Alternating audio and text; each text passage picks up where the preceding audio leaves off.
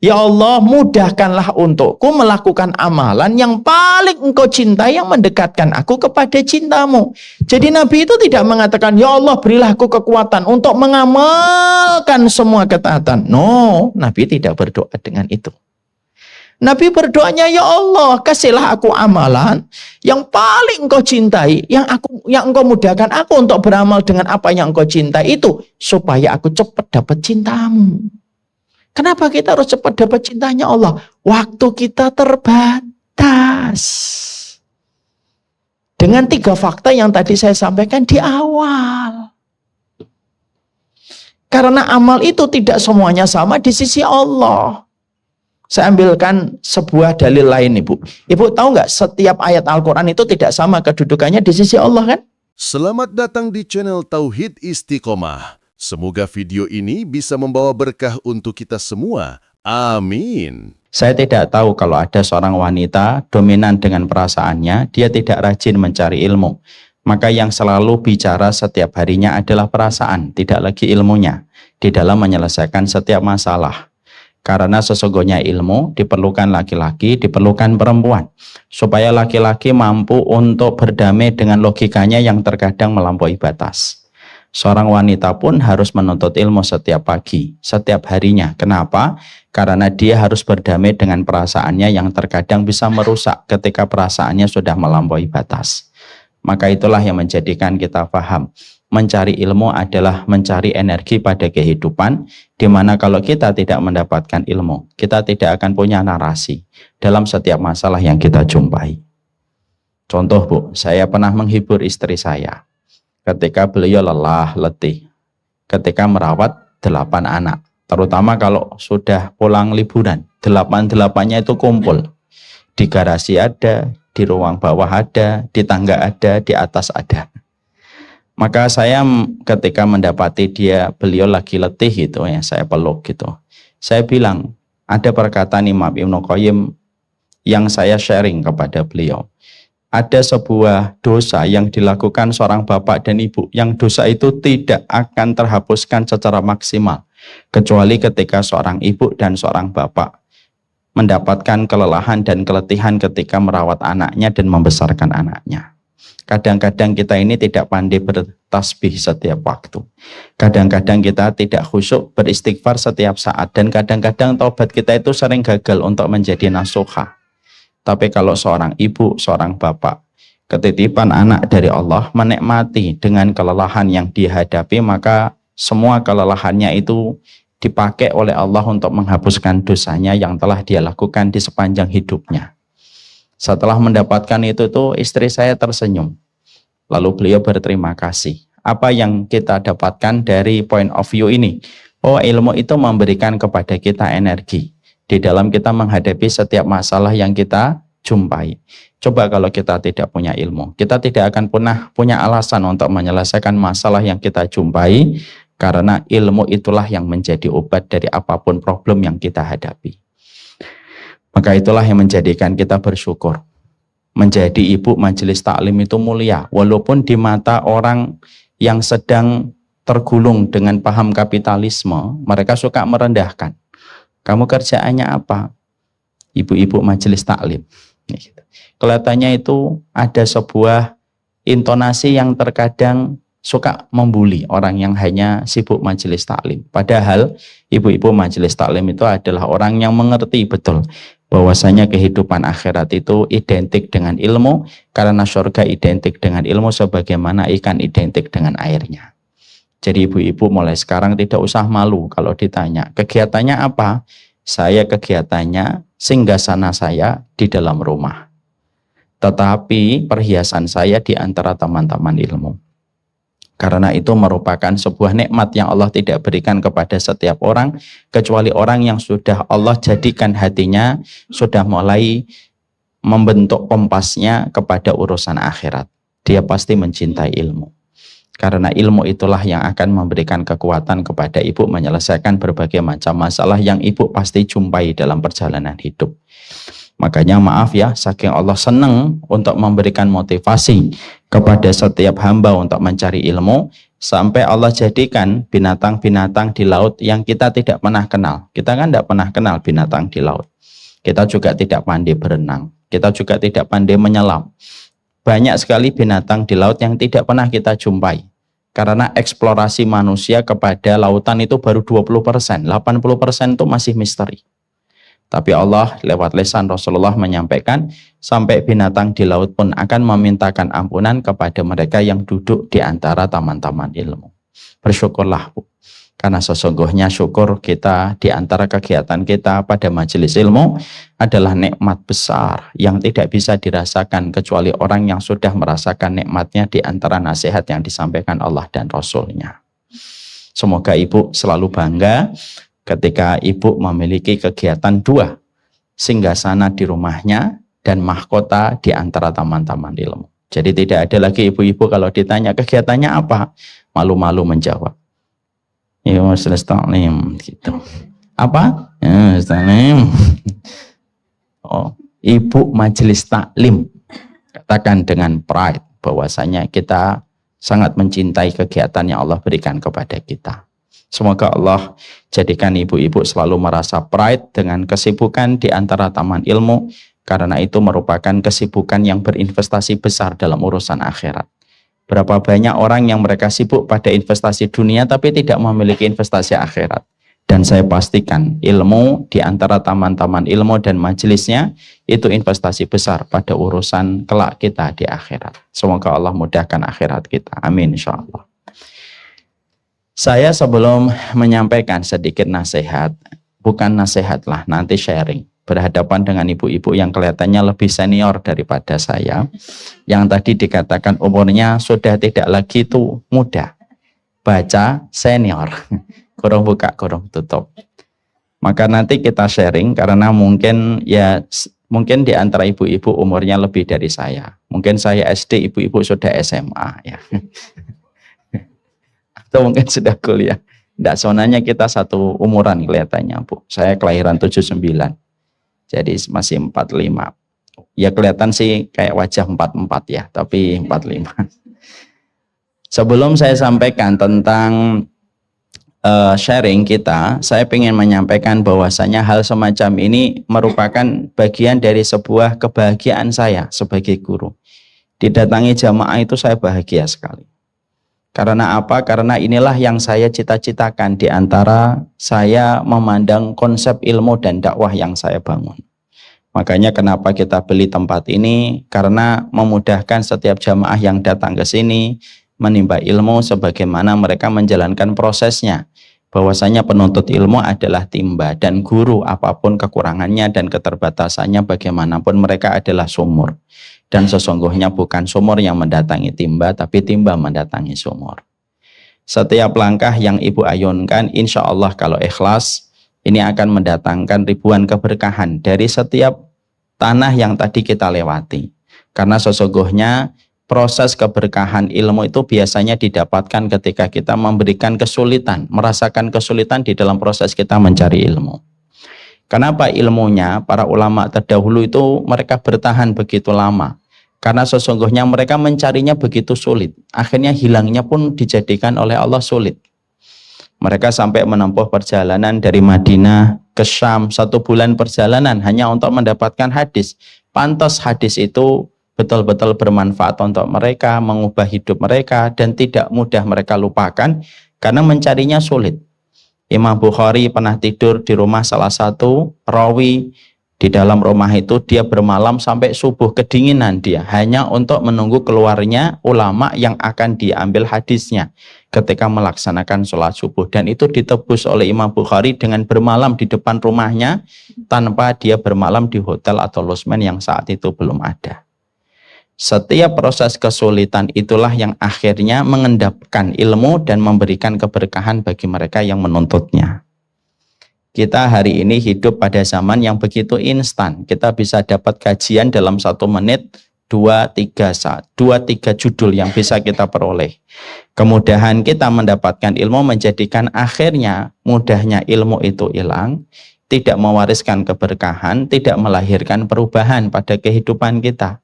Karena apa? Apa yang biasanya dipelajari gampang, maka hilangnya pun gampang. Man ta'allama jumlatan dhahaba minhu jumlatan, kata para ulama. Apapun yang kamu pelajari secara besar-besaran, hilangnya besar-besaran. Apapun yang kamu pelajari secara cepat, ya hilangnya cepat. Makanya kalau dalam bahasa Jawa, Bu, ada culture-nya orang Jawa. Orang Jawa itu berkata, kenapa harta warisan itu cepat habis? Karena mendapatkannya terlalu gampang. Harta warisan itu biasanya kalau dipakai apa-apa bisnis, cepat habis. Kata orang tua kita dulu begitu. Saya mencoba menangkap kenapa harta warisan itu cepat habis. Karena mendapatkannya terlalu gampang. Maka apapun yang dipelajari, didapatkan dengan terlalu mudah, maka hilangnya pun akan terlalu mudah. Maka proses ibu ketika datang ke sini adalah proses kesulitan yang dihadapi, pengorbanan yang harus diberikan. Bangun pagi, habis subuh, sudah siap-siap mempersiapkan ruang dapur, anak-anak disiapkan. Kita sudah pesan kepada suami, kira-kira 20 tahun yang sebelumnya kita akan pergi ke sini gitu. Lalu suami diberitahu jangan ngerepotin saya nanti hari Rabu ya gitu. Kalau bisa kamu berangkat sebelum subuh kan. Maka proses itu yang panjang akhirnya melahirkan pengorbanan, dan itulah yang menjadikan Allah memberikan kebaikan pada setiap ilmu yang kita berikan dengan susah payah. Inilah yang hilang, Bu, hari ini, Bu. Makanya saya senang sekali ibu-ibu datang ke sini karena ibu telah napak tilas perjuangan para ulama dulu ketika menuntut ilmu. Kadang-kadang mudahnya kita mengakses YouTube ataupun ketika kita mudahnya mengakses live, itu menjadikan akhirnya hilangnya keberkahan. Karena apa? Apapun yang didapatkan mudah, hilangnya pasti cepat. Musnahnya dan sirnanya. Sekaligus pula saya sampaikan pula bahwasanya inilah RKDS, Bu. Rumah Kreativitas Dakwah Syamilah. Tadi Sabto salah menyebut. Bukan rumah dakwah kreativitas, tapi rumah kreativitas dakwah Syamilah. Ini merupakan rumah dan kantor kita yang kedua. Kantor kita yang pertama di daerah Bougainville. Sekarang saya lagi sewa karena rumah saya lagi dibongkar. Nanti kita pakai di situ menjadi sekolahan sampai rumah saya nanti selesai insya Allah. Terus kemudian ini adalah rumah kreativitas dakwah Syamilah yang kedua. Ini kita bebaskan dari semua pengorbanan ibu-ibu ketika setia mengikuti setiap series yang kita selenggarakan. Jadi kalau ibu melihat bahwasanya Syamilah itu jarang sekali fundraising. Tapi kenapa kok bisa memiliki rumah kreativitas? Maka saya menyampaikan ini rumah kita bersama. Karena rumah ini kita bebaskan dari semua HTM yang kita kumpulkan secara kolektif.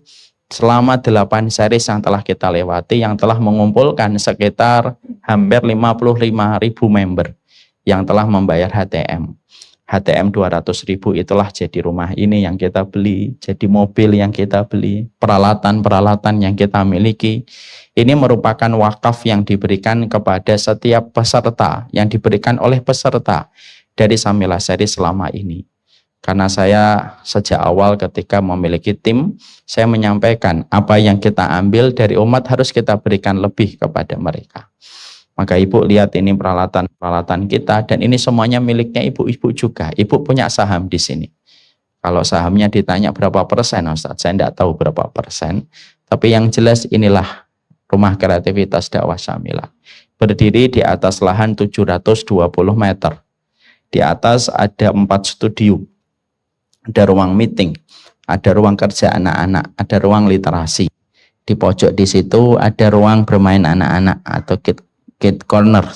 Di atasnya ada ruang literasi, di pojok ada ruang tamu. Dan ini semuanya merupakan bagian kolektif dari semua penuntut ilmu yang mereka berjibaku mengikuti series. Di balik series yang mereka ikuti, ada sebuah dana yang kami kolek dan kami wujudkan dalam bentuk rumah ini.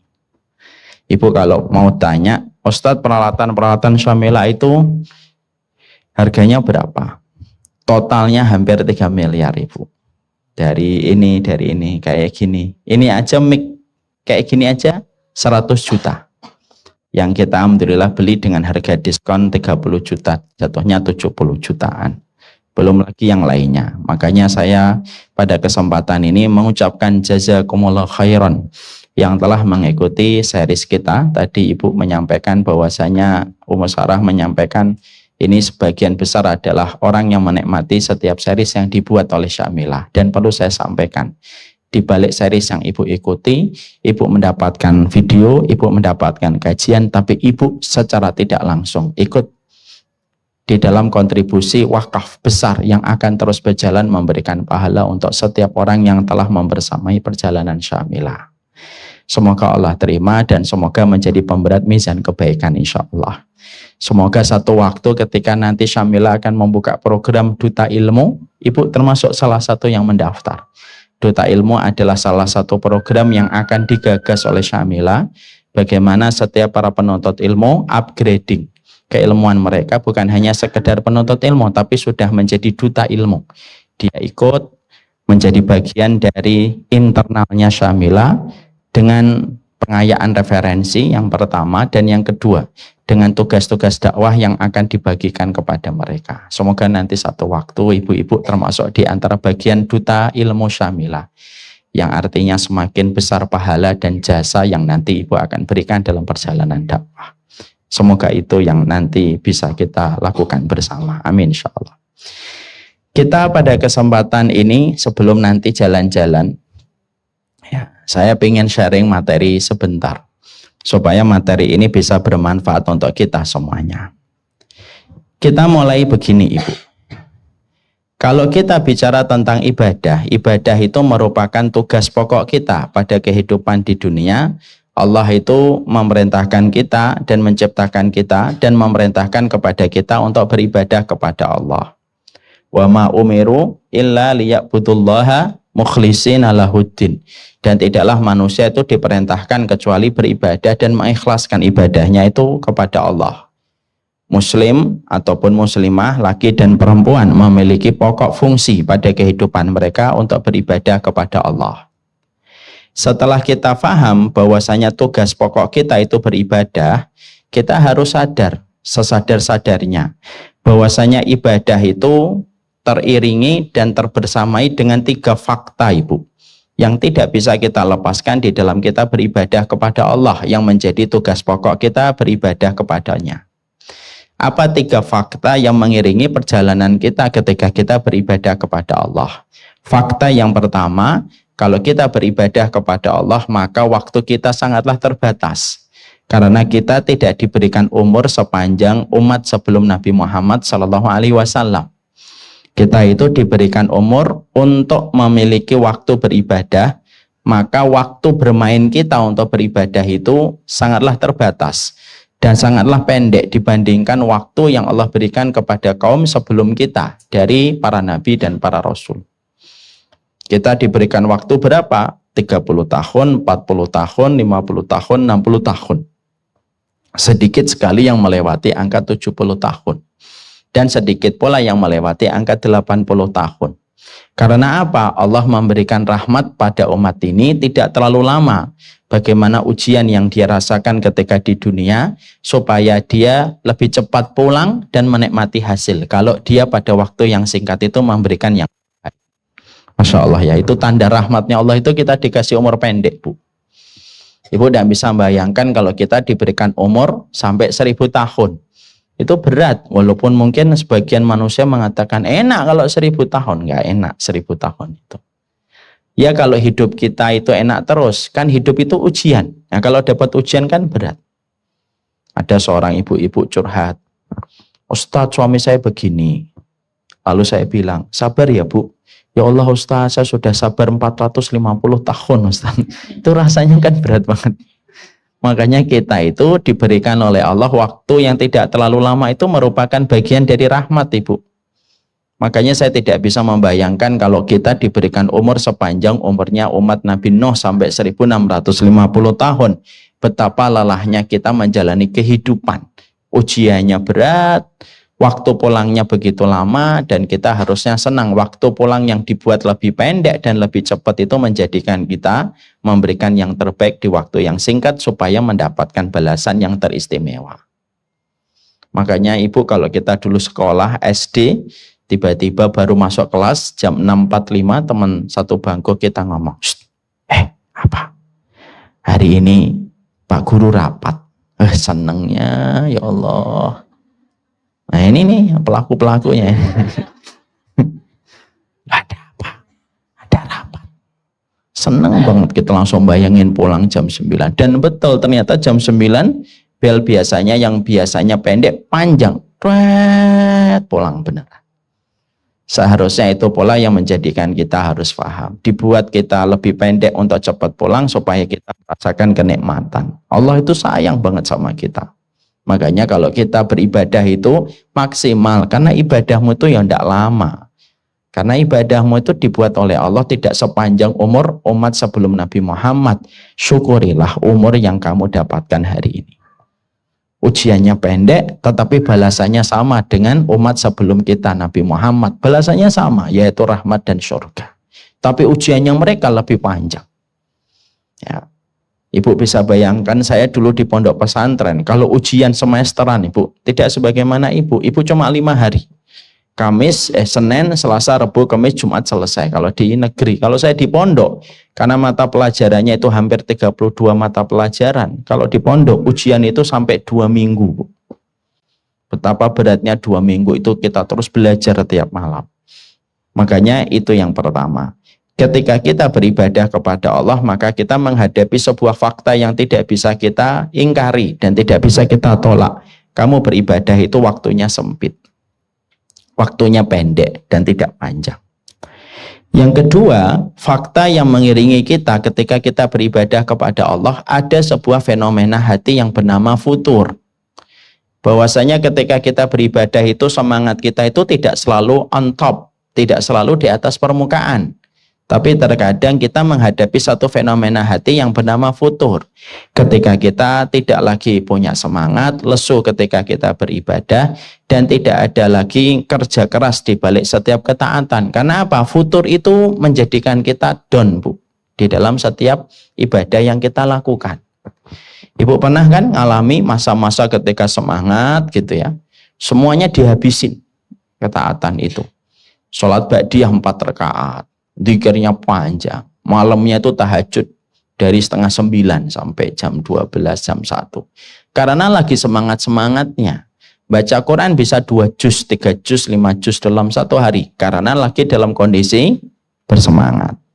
Tapi ketika hatinya tersapa dengan sebuah futur, set gitu, maka semua ibadah itu menjadi lesu untuk kita lakukan. Bukan hanya tilawah, bahkan sholat ba'diyah yang 2 rakaat saja terasa berat sekali. Itu namanya futur. Dan itu tidak bisa kita nafikan. Itu pasti ada pada perjalanan kita karena kita bukan malaikat. Malaikat itu tidak ada fenomena futur karena mereka bukan manusia. Futur itu hanya untuk manusia. Makanya Rasulullah SAW menyampaikan, innal imana fi jawfi ahadikum yahlufu kama yahlufu saub. Perumpamaan iman itu sebagaimana baju. Kalian bisa terkadang bersih, bisa terkadang lusuh dan lecek. Tergantung bagaimana penjagaan kalian terhadap ibadah itu. Makanya kalau lagi semangat, semangat. Kalau lagi futur. Ibu pernah mengalami masa ketika suami ngomong apapun itu kita senyum aja. Ya Masya Allah. Karena 8 surga itu lagi menghiasi pikiran kita muter-muter. Gini ya Mas, siap Mas. Siap Mas, Masya Allah suamiku, sungguh beruntungnya diriku. Karena pada kondisi sedang semangat. Tapi ketika pas futur tersapa dengan down dan dia downgrade, aduh Masya Allah. Diomongin suami tidak bantah aja sudah Alhamdulillah. Dan itu ada kondisi kayak gitu. Ibu tidak perlu mengangguk-anggukkan kepala. Karena apa? Tidak usah menganggukkan kepala pun saya tahu bahwasanya itu fenomena. Jadi kehidupan kita yang kedua kadang-kadang kita menghadapi futur. Di mana futur itu tidak bisa ditolak dan kita sebagai manusia pun harus memahami futur. Suami ketika melihat istrinya lagi gitu, oh, istri saya lagi futur. Makanya saya pernah punya pengalaman, ada salah satu bapak-bapak di Bekasi sini. Dia berkata, Ustadz, kalau istri saya lagi futur, saya ajak ngaji Ustadz. Saya carikan jadwal pengajian itu kemana aja. Yang saya cari salah satu jadwal di Syamila untuk istri saya. Kenapa Pak? Karena saya kalau mendapati dia habis ngaji itu Masya Allah. saya ngerasain ketaatan, walaupun hanya 3 hari 4 hari turun lagi. Itu kisah nyata seorang bapak di Bekasi. Kelihatannya bapak-bapak yang ngantar istrinya ke sini kelihatannya lagi merasakan istrinya futur. Jadi akhirnya bapak-bapak merelakan, dah Mi, ngaji aja gitu. Enggak, ini bercanda saja. Oh, itu bapak ketawa banget, berarti iya, berarti setuju dengan saya. Karena apa? Karena futurnya istri itu berdampak besar pada kehidupan rumah tangga, Bu. Ibu kalau lagi ngambek itu semua tembok, atap itu ngerasain semua akibatnya, Bu. Makanya suami kita melipir, bukan karena takut, karena tahu bahwasanya apinya gejolak amarah seorang wanita nggak bisa ditolak. Maka kemudian yang kedua, terkadang kita menghadapi yang dinamakan dengan futur. Yang ketiga, kita masih menghadapi lagi ibadah. Yang ketiga, faktanya itu apa? Fakta yang ketiga yaitu adalah bagaimana terkadang kita suka melakukan kebodohan yang menjadikan kita sering tidak paham ilmu dan tidak melakukan amal, disebabkan karena keterbatasan ilmu dan kebodohan yang kita miliki. Maka kebodohan ini ditambah lagi dengan setan yang tidak pernah berhenti membisikkan kata hati untuk kita meninggalkan ketaatan ketika setan itu berkolaborasi dengan hawa nafsu, melahirkan kebodohan dan melahirkan upaya kita melakukan ketaatan sering gagal. Kenapa? Karena setan berkolaborasi dengan hawa nafsu ditambah dengan kebodohan kita yang menjadikan kita tidak maksimal ketika kita beribadah. Masya Allah ya. Sering nggak kita ketika tidur, Bu, lalu kita sudah pasang alarm 2:30, kita sudah bangun, lalu kita mengatakan pada pikiran kita, matikan dulu alarmnya, nanti 10 menit lagi bangun. Kita matikan alarmnya, ya. Lalu kita tidur 2 jam setelahnya, 5:30, padahal tadi 3:30 maunya sholat tahajud panjang sembali meneteskan air mata. Tapi itulah yang dinamakan setan ketika berkolaborasi dengan hawa nafsu. Karena setan itu paling cocok, bestinya adalah hawa nafsu. Makanya setan dan hawa nafsu melahirkan kebodohan yang menjadikan kita akhirnya sering tergerus kepada upaya meninggalkan dan menggagalkan ketaatan kita. Ibu sering nggak ketika ngelihat ada orang di pinggir jalan gitu, kita kasihan, kita mau memberi, tapi kita mikir, banyak mobil di belakang, nanti berhenti dulu, ini akhirnya nggak jadi.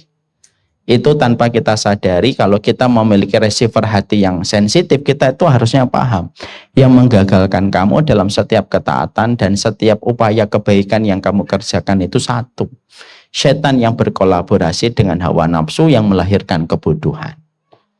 Kalau kita memahami bahwasanya fakta di dalam kita beribadah tidak lepas dari 3 materi ini, 3 fakta ini, adanya futur yang datang pada kehidupan kita, umur kita tidak panjang sebagaimana umur umat sebelum Nabi Muhammad, ditambah lagi dengan fenomena ketika setan berkolaborasi dengan hawa nafsu, menjadikan kita semakin mikir, berarti efektivitas kita beramal itu semakin sedikit.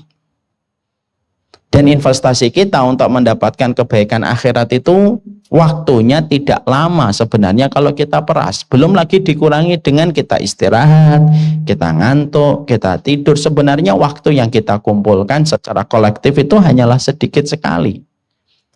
Padahal kita tahu dan kita sepakat loh Ibu. Waktu kita di dunia ini tidak sepanjang waktu kita nanti ketika terbujur di dalam alam barzakh. Kita hidup di dunia ini 50 tahun, 60 tahun, 70 tahun. Tapi nanti kita kalau dimasukkan ke liang lahat, kita akan hidup di situ 100, 200, 300, 400 tahun sebelum datangnya hari kiamat. Lalu kalau kita tidak segera sadar bahwasanya efektivitas kita di dalam kita beribadah itu ternyata semakin filter semakin sedikit waktu kita efektif di dalam kita beribadah. Kalau kita tidak sadar maka kita akan menyesal. Bahwasanya waktu kita beribadah tidaklah sepanjang yang kita kira selama ini. Makanya terkadang kalau kita sedang malas beribadah kasih narasi, tidak lama kok sebenarnya kita beribadah dibandingkan waktu kita berada di dalam kubur. Saya ketika kelas 1 SD sudah pernah diajak bapak saya ke kuburan tahun 1 SD itu berarti saya tahun 86 atau 87, 88. Saya diberitahu ini kuburan kakekmu nak, Mbah Muslih. Itu saya kelas 1 SD. 80-an. Sekarang sudah berlalu berapa tahun? Sudah berlalu hampir 40 tahun. Padahal mbah saya meninggal sudah 20 tahun sebelum saya diajak ke kuburan oleh bapak saya. Berarti waktu kita nanti di kuburan itu dipastikan fix dan confirm, tidak usah ragu. Waktu kita di kuburan itu lebih lama dari waktu kita ketika berjalan di atas kehidupan, di atas tanah. Kalau kita sebagai orang yang cerdas, kita harus paham. Karena kehidupan kita di bawah tanah itu lebih panjang daripada kehidupan kita di atas tanah. Kita harus mulai dari sebuah kesadaran. Efektivitas kita beribadah itu tidaklah sepanjang yang kita kira. Setelah kita paham 3 fakta itu, disitulah kita harus mengerti. Berarti di dalam kita beramal, ada 2 poin besar yang harus kita perhatikan ketika kita beramal menuju kepada amalan kita. Jadi ketika kita paham efektivitas kita beramal tidak sepanjang yang kita kira, maka setiap dari kita yang sudah menyadari pentingnya kita untuk beramal menuju kepada Allah, maka ada 2 poin besar yang harus selalu kita perhatikan. Supaya kita mampu membuat strategi di tengah pendeknya waktu kita untuk beramal kepada Allah. Apa 2 strategi yang kita harus perhatikan itu? Yang pertama, yang kita harus perhatikan, perhatikanlah ketika kita beramal pada waktu yang tepat, pada kondisi yang tepat, dan pada tempat yang tepat. Karena apa? Karena tidak setiap tempat itu sama di sisi Allah, tidak setiap waktu itu sama di sisi Allah, tidak setiap kondisi itu sama di sisi Allah. Ini penting. Karena ini merupakan bagian dari strategi marketing kehidupan investasi akhirat. Ibu paham ya, saya ambilkan contoh. Ibu kalau berbisnis, tentunya harus memperhatikan kondisi. Awal tahun 2000-an, kita masih ingat sekali, awal tahun 2000-an apa bisnis yang paling menggiurkan? Bisnis properti, Ibu. Sudah kayak kacang goreng. Karena pada saat itu ekonomi sedang bagus, naik-naiknya. Sehingga bisnis properti itu salah satu bisnis yang paling menjanjikan pada saat itu. Tapi itu tahun awal 2000-an. Tapi ketika hari ini bisnis properti itu stuck dia. Yang betul-betul bermain itu bisnis properti kelas atas atau kelas bawah sekalian. Kelas menengah itu cenderung mati, Ibu. Kalau yang mahal sekalian 20 miliar, 50 miliar, 60 miliar itu cepat malah. Atau kalian di bawah 1 miliar itu biasanya cepat. Berarti kalaulah ekonomi saja ketika kita berbisnis memperhatikan kondisi itu penting, sama pula ketika kita beramal pun sama. Karena kondisi itu sangat mempengaruhi amal yang kita lakukan dan amal yang kita kerjakan. Makanya maaf ya, Nabi kalau beliau ditanya apa amal yang paling dicintai oleh Allah, maka Nabi itu menjawab dengan jawaban yang beragam dan bervariasi. Walaupun Nabi tidak pernah kontradiktif perkataan beliau. Beliau itu pernah ditanya 3 sahabat yang berbeda, Bu. Dengan redaksi pertanyaan yang sama, tapi jawabannya ada 3. Ketika Nabi ditanya, ma huwal a'mal ahabba ilallah, apa amal yang paling dicintai oleh Allah ya Rasulullah? Maka Nabi itu menjawab dengan 3 jawaban yang berbeda pada 3 kondisi yang berbeda. Kadang Nabi menjawab sholat tepat waktu, kadang Nabi menjawab jihad di jalan Allah, kadang Nabi menjawab berbakti kepada orang tua. Kenapa Nabi menjawab dengan jawaban yang beragam, padahal redaksi pertanyaannya itu sama? Karena jawaban Nabi disesuaikan dengan kondisi. Ketika kondisinya tenang, tidak ada amal yang paling dicintai oleh Allah kecuali sholat tepat waktu. Ketika kondisinya sedang genting, ketika Madinah mau diserang, tidak ada amal yang paling dicintai oleh Allah kecuali apa? Kecuali adalah jihad. Kalau ada kondisi orang yang bertanya ibunya sakit, kondisi paling utama merawat ibunya dan merawat bapaknya yang sakit. Karena amal itu yang paling disesuaikan, yang paling utama itu bukan hanya sekedar amalan itu besar pahalanya. Tapi amalan itu besar keutamaannya itu ketika disesuaikan dengan kondisi. Contoh, ibu kemarin melewati 10 hari yang terakhir di bulan Ramadan. Pengen itikaf atau tidak pengen itikaf? Pengen itikaf. Tapi kalau ada di antara ibu masih punya anak kecil, ibu tidak bisa meninggalkan kewajiban untuk merawat anak kecilnya. Lalu ibu ngomong sama anaknya, "Nak, ibu mau iktikaf, nak. 10 hari ini tolong kamu mandiri sendiri ya," gitu. "Tolong, ini tempat susunya, ini tempat pampersnya." Tidak bisa. Karena bagi seorang wanita yang punya anak kecil, amalan yang paling utama walaupun 10 hari yang terakhir itu yang merawat anak. Ini cara saya menghibur istri saya yang sering tidak bisa iktikaf. Kalau dipaksa untuk ikut, kesehatannya akan sangat terganggu karena kondisi malam, kondisi masjid atau ramenya orang dan lain sebagainya. Saya bilang, "Enggak apa-apa kamu di rumah." Istri saya nangis, "Saya kan pengen itikaf, itu tahun lalu enggak itikaf, sekarang enggak itikaf." Amal itu disesuaikan dengan kondisi. Karena Allah itu maha adil. Makanya akhirnya menyesuaikan dengan kondisi itu penting. Ketika ada seorang suami, istrinya sakit, dia jangan ngaji-ngaji kemana-mana dulu. Lalu sang suami ngomong, "Dek, kamu tahu kan, jalan ke surga itu lewat ilmu?" "Iya bang," gitu. "Ya udahlah, selama 1 hari ini ada 2 kajian, 3 kajian yang abang ingin ikuti. Kalau ada apa-apa, adik pesan aja di GoFood atau Gojek." Ya enggak benar. Makanya terkadang itu juga penting. Ada orang yang pernah debat dalam tanda petik dengan saya, Ibu. Ini saya cerita rahasia. Rahasia kita aja ya. Walaupun direkam. Ada yang pernah ngomong ke saya, "Ustadz, kok kajian offline-nya dikit banget gitu." Saya lalu bilang, saya punya anak-anak kecil sekarang yang saya harus jaga terus setiap waktunya semampu saya. Lu dakwah itu kan dakwahnya para nabi. Betul. Tapi dakwah itu fardu kifayah, adapun mendakwahi keluarga itu fardu ainin. Mana yang lebih didahulukan? Jadi sesuai dengan kondisi itu penting sekali. Karena apa? Kalau kita beribadah hanya sekedar beribadah, tidak menyesuaikan dengan kondisi, kita sering tidak ma'ruf dan tidak bijak menyikapi sesuatu. Makanya beribadah itu disesuaikan dengan kondisi. Disesuaikan dengan waktu, Bu. Karena waktu kita beribadah sudah sedikit, pastikan waktu yang kita lakukan di dalam beribadah pada waktu prime time itu harus kita prioritaskan daripada waktu yang tidak prime time. Kenapa? Karena tidak setiap waktu itu punya kedudukan yang sama di sisi Allah. Dalam 24 jam, Ibu istighfar. Jam 2 pagi, jam 2 malam itu tidak sama ketika ibu bangun jam 2 malam, suaminya tidur, anak-anaknya tidur, ibu bangun, ibu mandi, ibu kemudian istighfar di atas sajadah jam 2 malam itu tidak sama ketika ibu istighfar jam 2 siang di atas sajadah. Kenapa? Waktu mempengaruhi. Makanya 10 hari yang pertama kemarin di bulan Dzulhijjah, ibu itu merupakan waktu prime time. Kenapa? Karena waktu itu mempengaruhi ibadah kita dan kita harus memperhatikan investasi ibadah kita karena waktu kita beribadah itu sangatlah terbatas.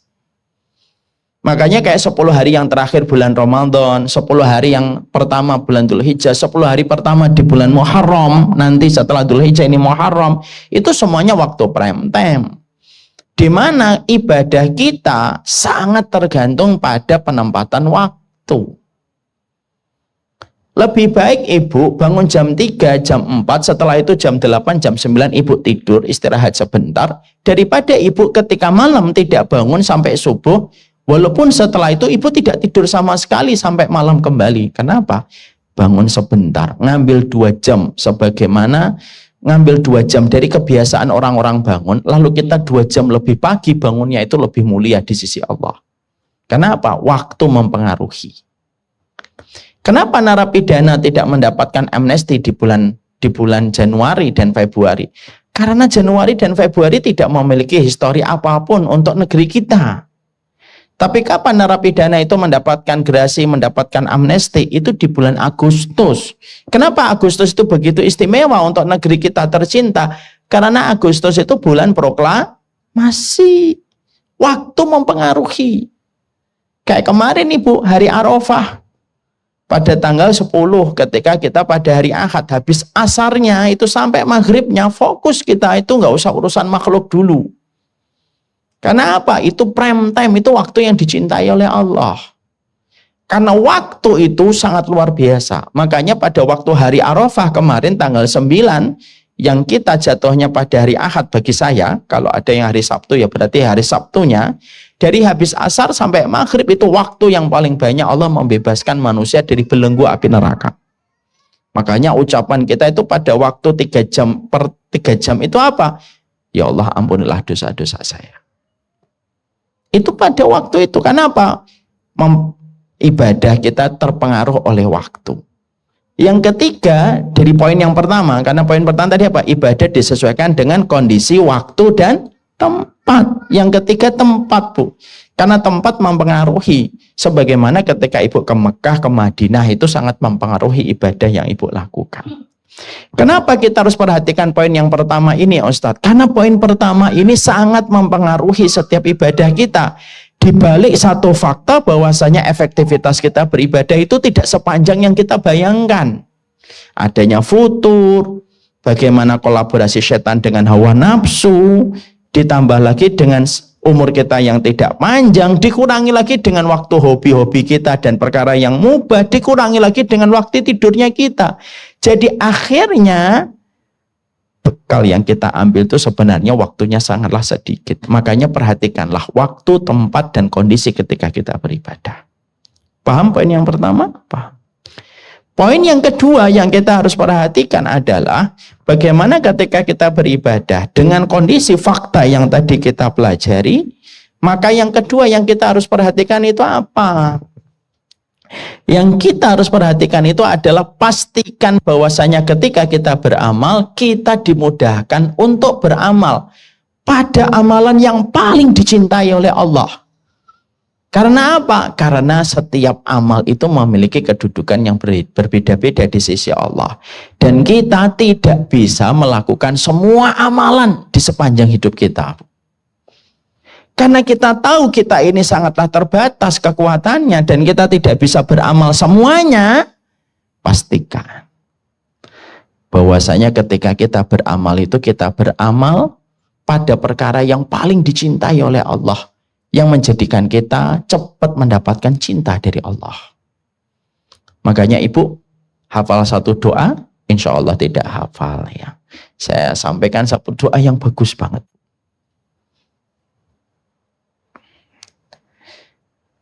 Rasulullah itu mengajarkan doa tentang cinta.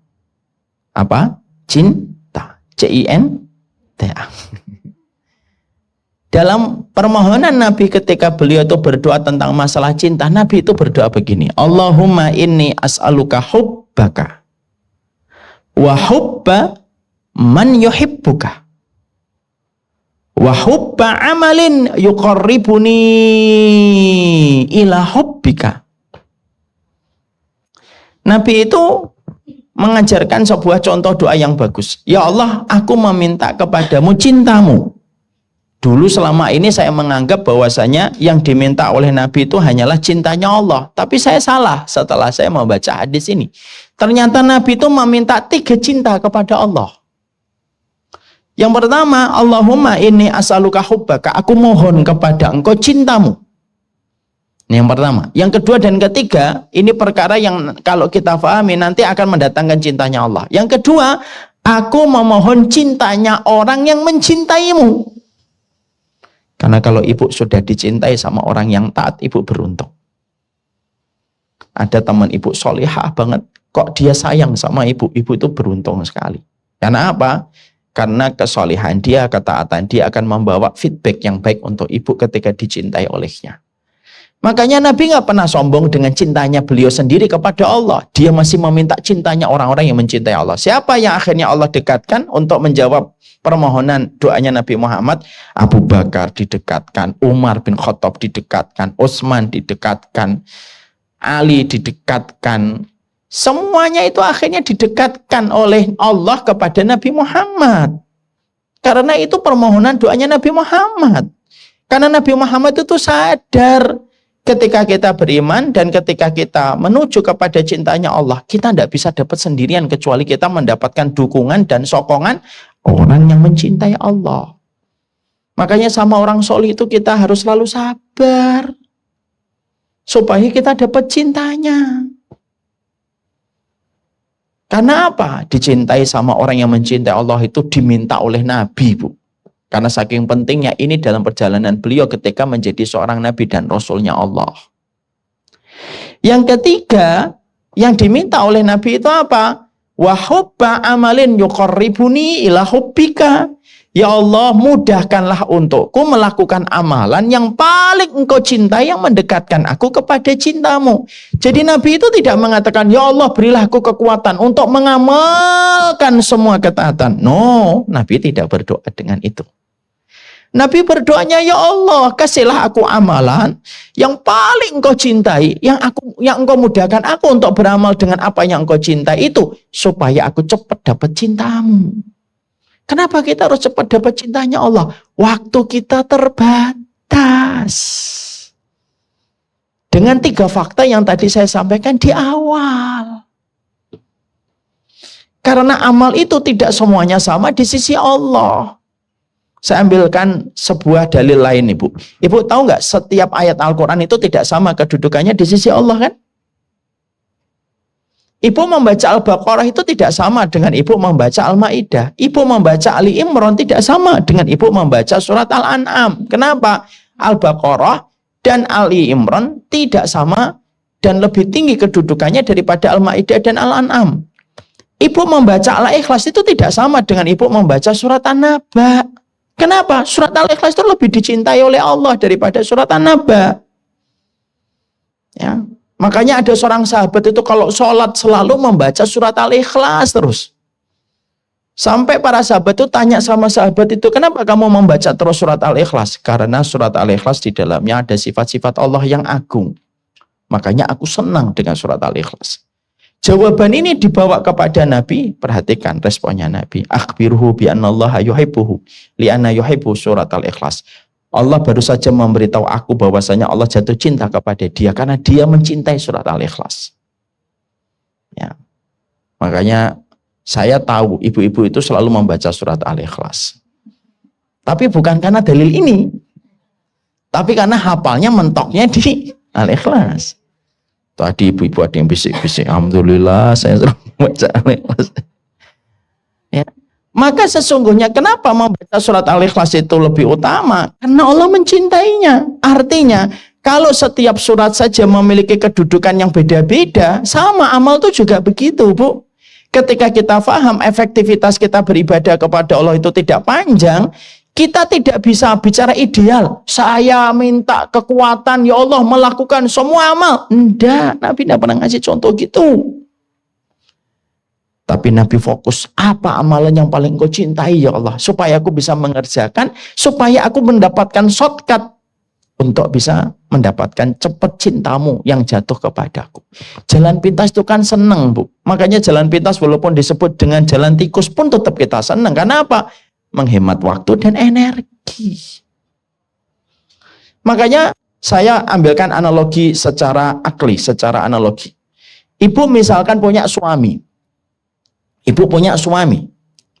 Suami ibu itu ternyata kesukaannya adalah nasi goreng plus telur mata sapi setengah matang. Enak itu, insya Allah. Maka satu pagi ibu masak. Suaminya masih di masjid, pulang. Tapi yang ibu masak bukan nasi goreng, pecel misalkan.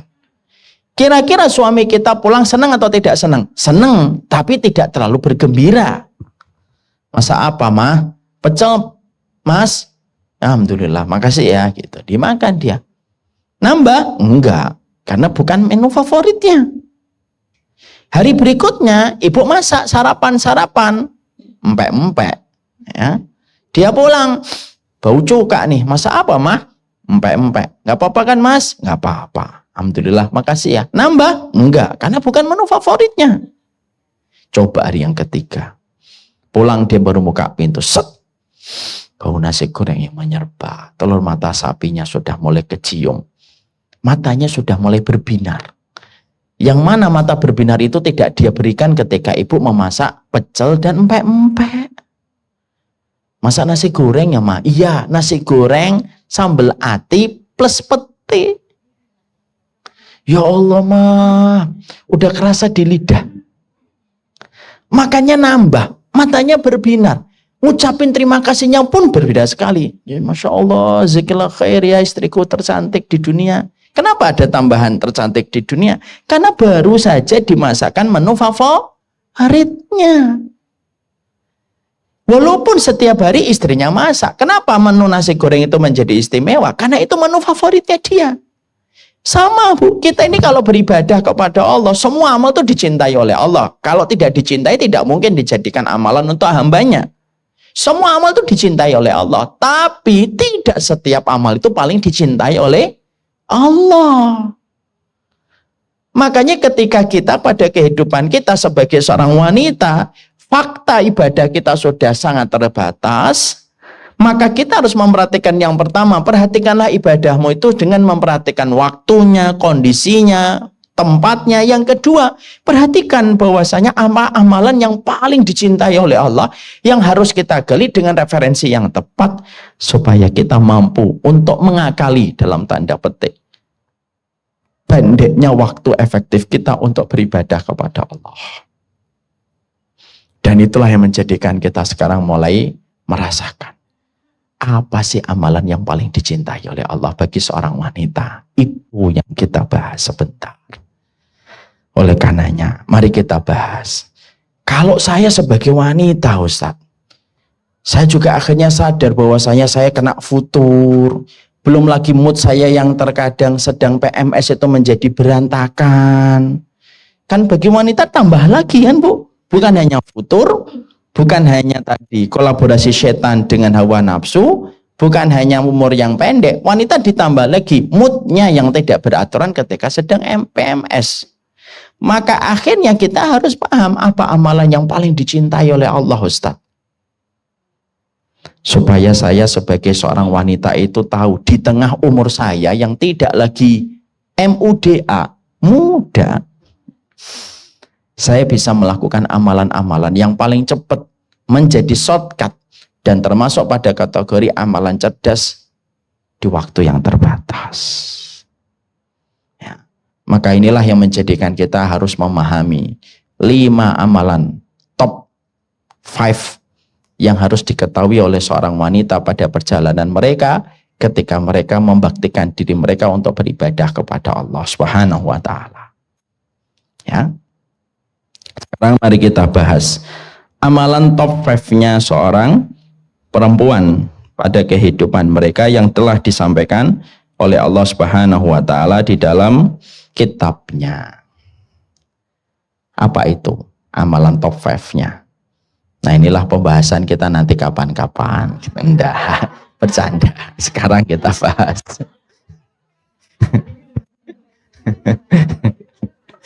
Saya bercanda.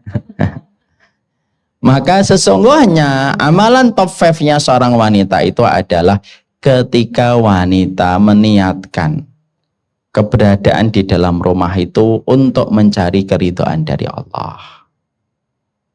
Ini amalan pertama seorang wanita yang paling dicintai oleh Allah. Di antara amalan top 5-nya wanita adalah bertahannya wanita di dalam singgasana rumahnya itu merupakan satu gerakan wanita yang paling dicintai oleh Allah. Mari kita baca. Ummu Sarah silakan dibaca surat Al-Ahzab 33.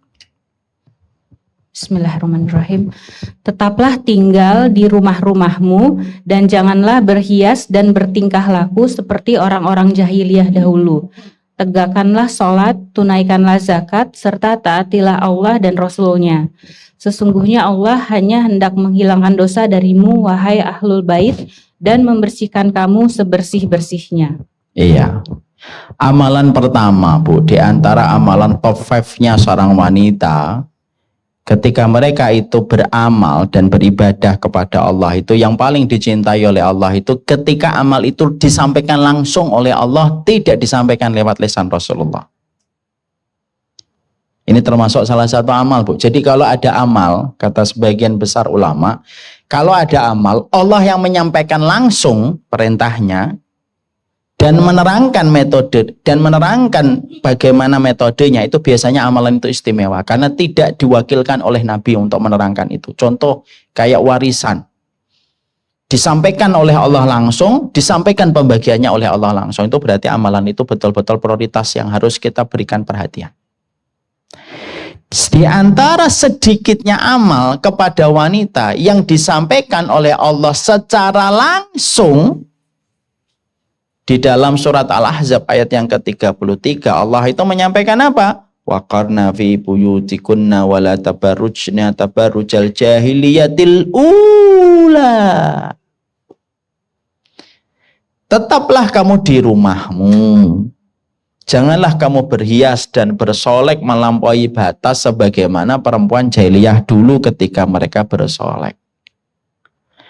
Jadi di antara top 5 itu, yang pertama adalah bagaimana seorang wanita, bagaimana ketika mereka memiliki sebuah mindset bahwasanya di dalam rumah itu bukan penjara untuknya, tapi itu merupakan lembaran pahala begitu besar yang mengalir selayak air yang deras, memberikan dan memberatkan mizan kebaikan ibu ketika ibu bertahan di dalam rumah, bukan karena ibu introvert, tapi karena ibu tahu bahwasanya Rabb yang menciptakan ibu senang ketika ibu banyak di rumah. Dan keluarnya karena satu kebutuhan dan kepentingan yang memberikan manfaat, dan kalau tidak, kembali kepada tempat singgasana yang Allah berikan kepada seorang wanita di dalam rumah.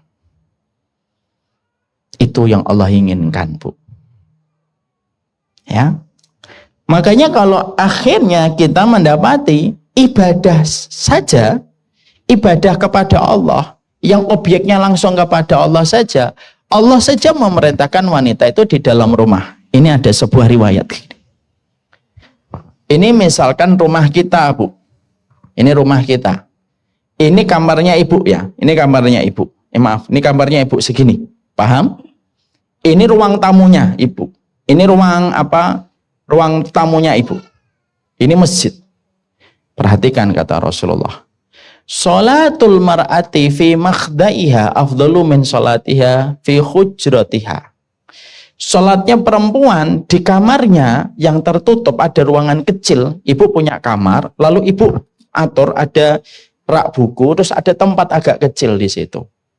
Ibu naruh sajadah di situ, minta izin sama suaminya, Mas, ini biar menjadi mihrabnya saya ya, sebagaimana Maryam punya mihrab. Itu namanya makhda, Bu. Ibu pernah baca kan Maryam punya mihrab? Ya itulah. Memang harus izin ke suami, Bu. Ya tergantung, kalau ibu berkuasa ya enggak usah izin.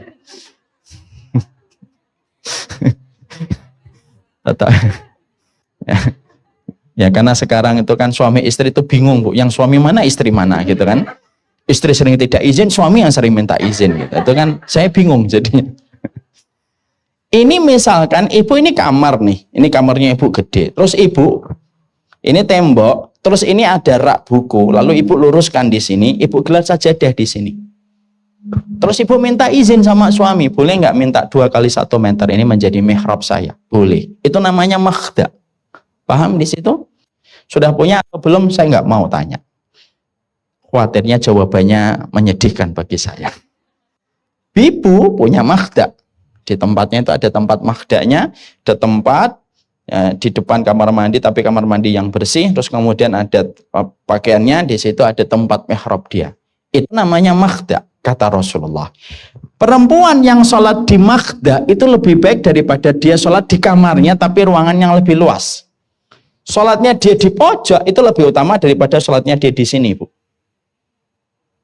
Itu kata Nabi, menjelaskan apa yang dijelaskan oleh Allah dalam surat Al-Ahzab 33. Sholatnya perempuan di sini, di kamarnya, itu lebih utama daripada sholatnya dia di kamar besarnya atau di ruang tamunya. Ini ruang tamunya di sini. Sholatnya perempuan di ruang tamunya, kata Rasulullah, itu lebih utama daripada sholatnya dia di masjidnya. Jadi kalau ada di antara ibu, Ummu Sarah misalkan sama Ummu siapa? Ummu Nuning. Ummu Sarah sholatnya di makhda, Ummu Nuning pergi ke masjid. Repot mana yang ke masjid sama yang di rumah? Repot yang ke masjid, harus ngambil jilbab, kunci mobil, ya kan? Belum lagi nyuruh-nyuruh suami itu, motor-motor kamu pinggirin dulu. Mama mau keluar. maka usahanya lebih keras Nuning ketika ke masjid. Tapi ketika sama-sama sholat duhar sudah ditunaikan, sholat duhanya sudah dikerjakan, mana yang lebih utama mendapatkan pahala? Bukan Nuning, tapi Sarah. Kenapa? Karena dia di Makhda.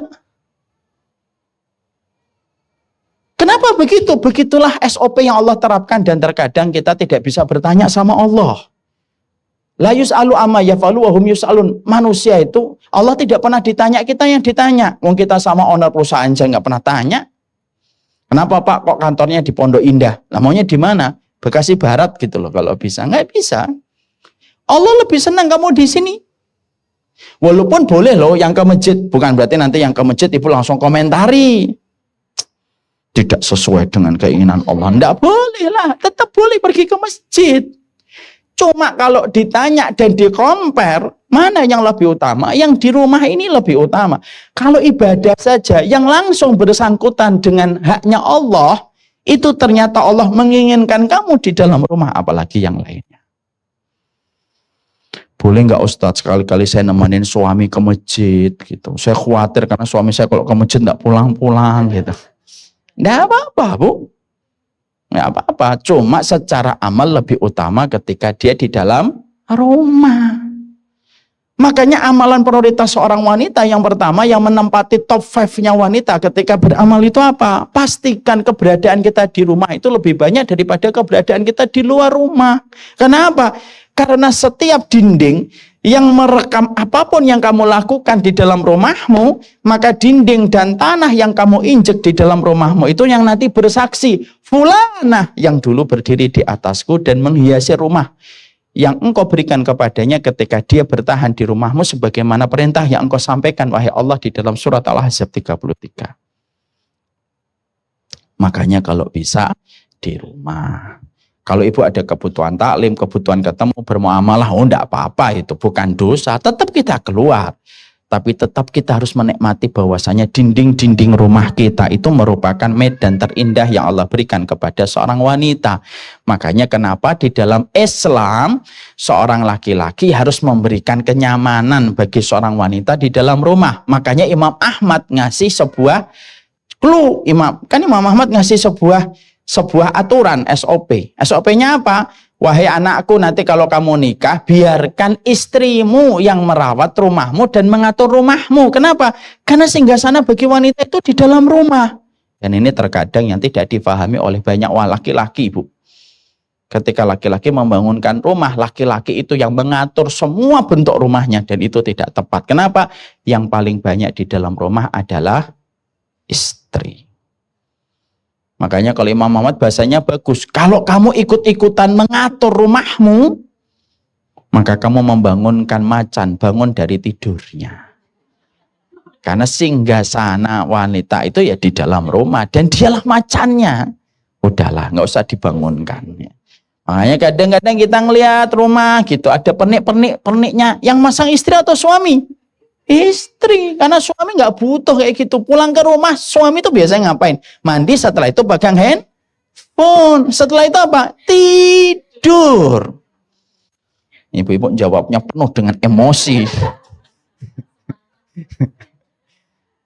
Karena laki-laki itu memang dunianya bukan di rumah. Pencapaian-pencapaian kantornya itulah yang menjadi dunia dia. Karena kita tuh memang dibuat oleh Allah tuh memang beda. Perempuan ya fitnahnya pada tas dan sepatu, itulah fitnahnya dia. Fitnahnya laki-laki biasanya apa? Jam sama kacamatanya, itulah fitnahnya dia, itulah kelemahannya dia. Maka disitulah akhirnya kita paham. Majelis Ta'lim khairatun nisa, rodotul jannah, relung muslimah, dan khairatun nisa. Maka itulah yang menjadikan kita paham. Yang pertama, keberadaan seorang wanita itu di dalam rumah.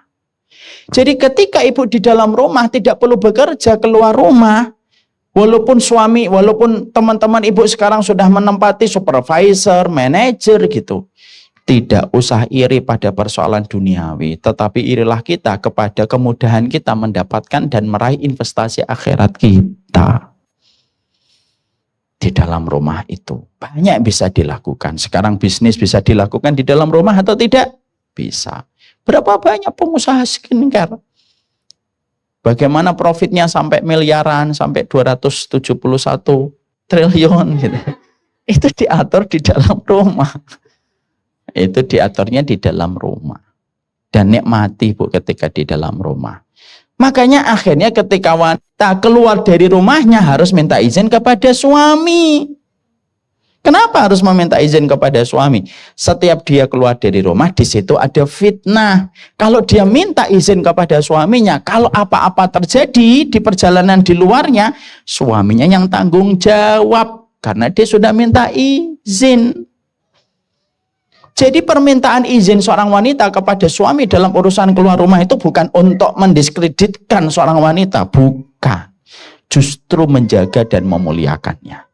Karena wanita pakai perasaan, laki-laki pakai logika, dan laki-laki logika dan perasaan ketika bertemu dalam proses meminta izin itu akan meminimalisir segala macam fitnah. Makanya Allah sampaikan itu kepada kita, waqarna fi buyutikunna wala tabarrujna tabarrujal jahiliyatil ula. Bismillah.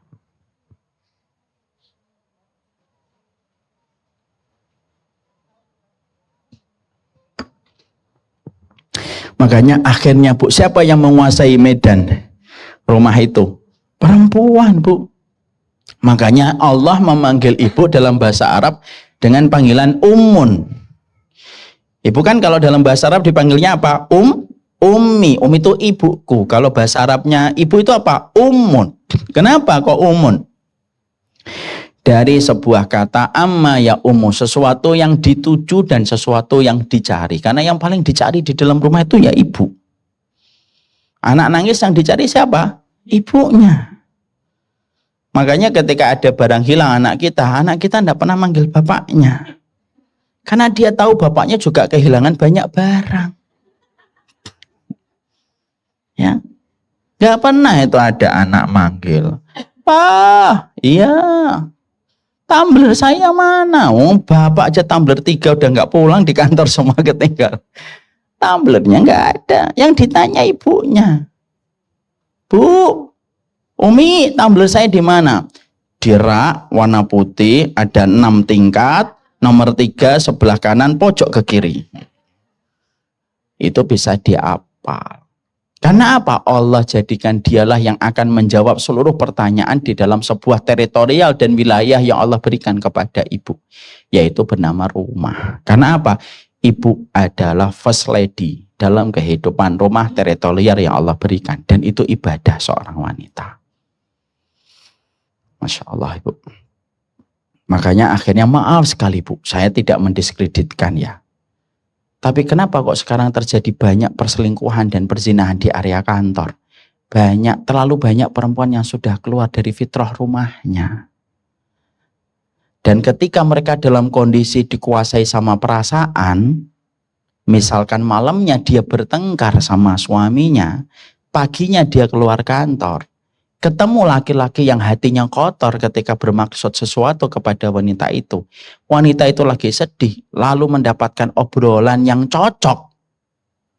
Bukankah itu pintu pertama dari perselingkuhan? Makanya menyedihkan kalau kita menghadapi fakta banyaknya perselingkuhan dan terjadinya perzinahan di area kantor. Saya terus terang Bu, 3 bulan terakhir ini, saya ketika mengisi di beberapa kantor BUMN, itu salah satu titipan materinya itu apa? Tolong angkat fenomena perselingkuhan di area kantor, Ustadz. Saking mereka itu, para panitia kajian itu menghadapi fenomena itu sudah sekarang begitu luar biasa. Kan sedih Bu. Gaji tidak seberapa, yang terkorbankan urusan akhirat. Coba kalau para wanita lebih banyak di rumah, menjaga betul setiap komunikasinya. Karena bagaimana zina itu tergantung bagaimana seorang wanita menjaga dirinya. Karena wanita sudah menutup, selesai. Laki-laki tidak bisa ngapa-ngapain. Kecuali harus melakukan upaya paksa, dan itu sudah kena hukum dalam negara. Makanya disitulah kita akhirnya paham. Makanya kan kalau ibu punya anak perempuan, salah satu doanya apa? Saya ngasih tahu sama istri. Doakan anak perempuan kita bekerjanya tidak ketemu banyak laki-laki. Kalaupun harus bekerja, Yang kedua, ayo kita bekali keterampilan supaya dia bisa mendapatkan ma'isyah di dalam rumahnya. Itu yang kita harus paham. Karena apa? Perempuan terkadang dia kuat dari rumahnya, tapi ternyata lingkungannya begitu ganas untuk menyerangnya. Dan menyerang pertahanannya sampai akhirnya dia jebol pertahanan itu yang sudah dibangun orang tuanya bertahun-tahun dari kecil. Makanya kita kalau punya anak perempuan, Bu, sudah mulai semenjak dini kita ngasih tahu ladang pekerjaanmu tuh di mana. Nanti pekerjaanmu tuh nak yang cocok guru TK, maksimal guru SD. Kalau guru SMP, SMA riskan kadang-kadang fitnah. Makanya sekarang, Bu, banyak kejadian seorang murid menikahi gurunya. Gurunya perempuan, muridnya laki-laki. Ya karena interaksi antara laki-laki dan perempuan itu terkadang kalau sudah terkena fitnah, umur tidak lagi menjadi sebuah perhatian. Jadi ibu ketika di rumah hari ini tidak bekerja, misalkan ketika suami sudah mencukupkan gitu, bersyukur betul, Bu. Banyak laki-laki di sana karena kosongnya mereka dari ilmu selalu minta istrinya bekerja. Ayo dong kerja dong gitu. Walaupun seorang wanita boleh bekerja dengan 3 catatan yang sangat ketat. 1, dia dapat izin dari suaminya. 2, tidak meninggalkan kewajiban. 3, yaitu tidak menimbulkan fitnah di tempat pekerjaannya. Saya itu pernah mendapatkan postingan Instagram, Bu. Orang Cina tinggal di Cina. Artinya mereka tidak beriman. Ditanya anaknya ketika dijemput anaknya, ibunya kerja. Videonya viral sekali sampai jutaan yang view. Ditanya anaknya itu dengan bahasa Cina, apa yang kamu inginkan anakku gitu. Anaknya itu jujur, Bu. Anak yang masih fitrah, dia belum mendapatkan dosa karena dia belum balik, masih kecil. Apa yang kamu inginkan, nak? Mama itu di rumah. Mama itu di rumah. Yang lain, enggak, mama itu di rumah. Sampai akhirnya dia share itu video tersebut. Jutaan yang nge-view. Karena apa? Ini bukan semata-mata perintahnya Allah. Sampai seorang anak pun tahu bahwasanya seorang wanita kalau sudah di rumah itu memberikan ketenangan. Anak, Bu, ditinggal bapaknya 5 hari. Tenang, Bu, dia. Apalagi kayak Bapak Sabto gini, seminggu juga anaknya nggak nyari. Tapi kalau anak ya usah seminggu, Bu. Anak itu ibu tinggal aja 6 jam, 7 jam misalkan yang masih dibeli kecil-kecil. Pasti akan tanya, mama kapan pulang? Nangis dia. Ngelihat mobil ibunya saja dari kejauhan aja sudah tenang dia. Sebesar itu loh Allah memberikan kepada wanita energi. Di mana energi itu bisa memberikan ketenangan bagi seorang anak. Anak saya Aufar itu, terutama Noman bukan Aufar, itu kalau lihat ibunya aja ada, tenang dia.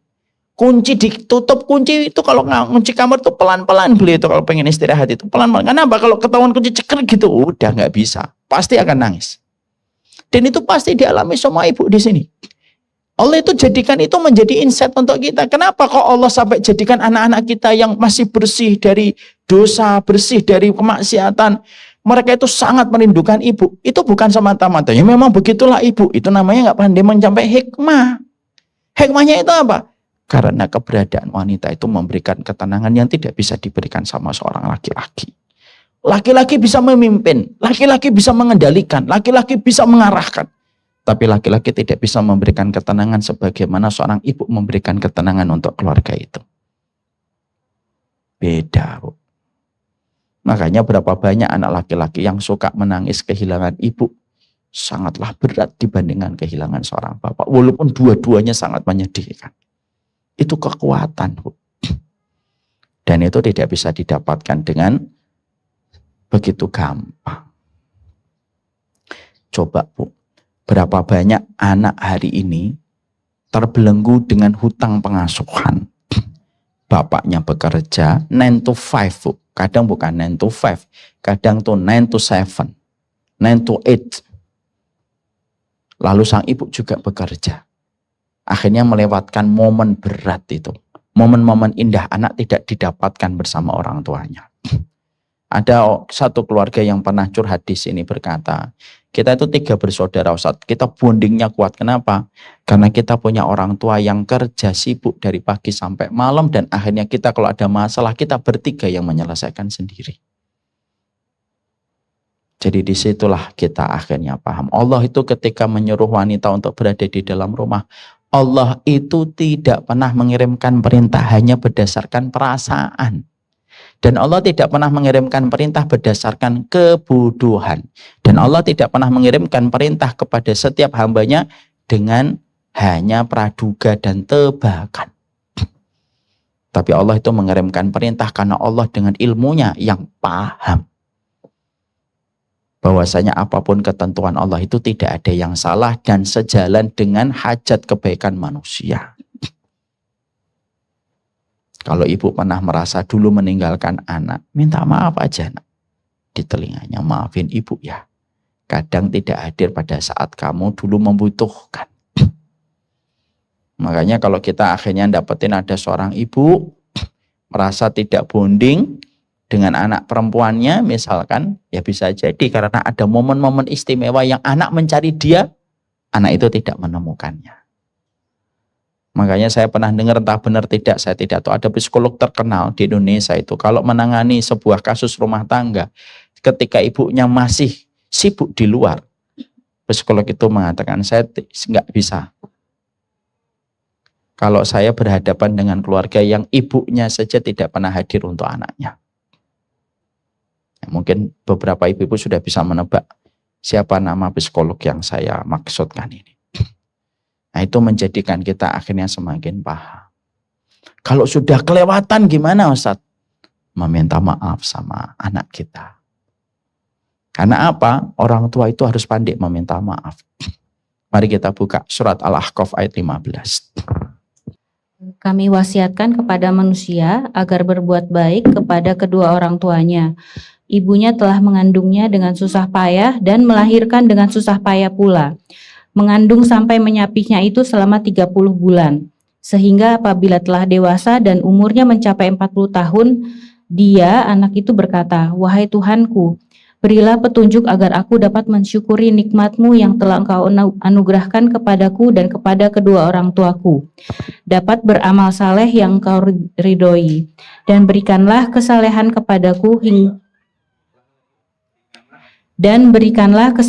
kepadaku hingga kepada anak cucuku."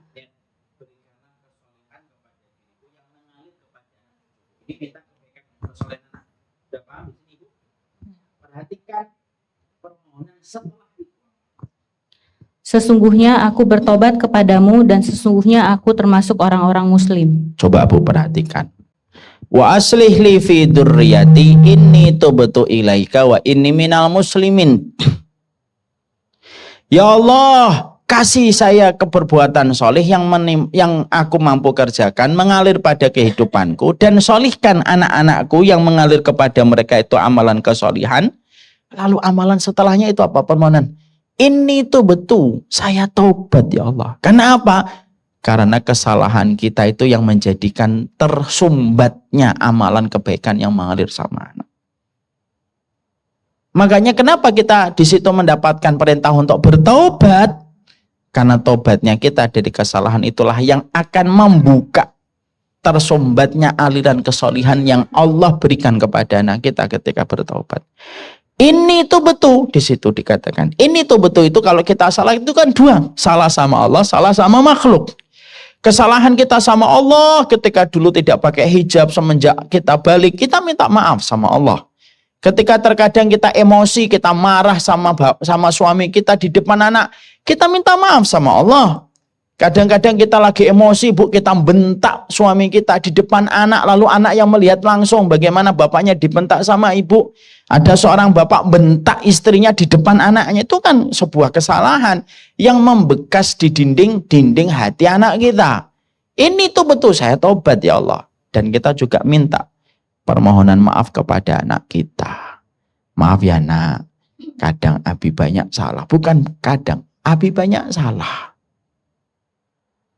Maka itulah cara kita untuk menutupi berbagai macam hal dari momentum-momentum indah kita yang harusnya kita selalu hadir untuk anak, tapi kita tidak selalu hadir untuk anak. Kita menganggapnya biasa dan kita menganggapnya anak pasti paham. Padahal belum tentu anak kita langsung paham. Karena dia memiliki perbandingan, Bu. Akhirnya dia susah untuk memahami. Ibu nggak hadir untuk dia, tapi dia lihat temannya ada mamanya hadir untuk dia. Perbandingan itulah yang terkadang menjadikan anak kita gagal memahami ketidakhadiran kita. Paham yang saya maksudkan, Bu? Maka disitulah kita akhirnya paham. Nikmati menjadi wanita itu salah satu hal terbesar terindah yang Allah berikan kepada manusia, dan salah satu tugas terindah seorang wanita itu bertahan di dalam rumahnya, menikmati betah dan kerasan karena dia tahu Rob yang menciptakan dia itu memerintahkan dia untuk bertahan di dalam rumah. Sampai di sini mengerti, Bu? Yang kedua, yang ketiga, yang keempat, yang kelima. Sekarang tinggal 10 menit lagi menuju adzan zuhur. Kapan-kapanlah kita bahas, Ibu, insya Allah. Supaya ibu-ibu tidak datangnya sekali doang ke sini. Satu waktu nanti datang lagi ke sini, kapan waktu yang kita nanti bisa sepakati insya Allah. Tapi disitulah kita paham bahwasanya kita beribadah itu waktunya terbatas. Tadi apa? Ada 3 fakta.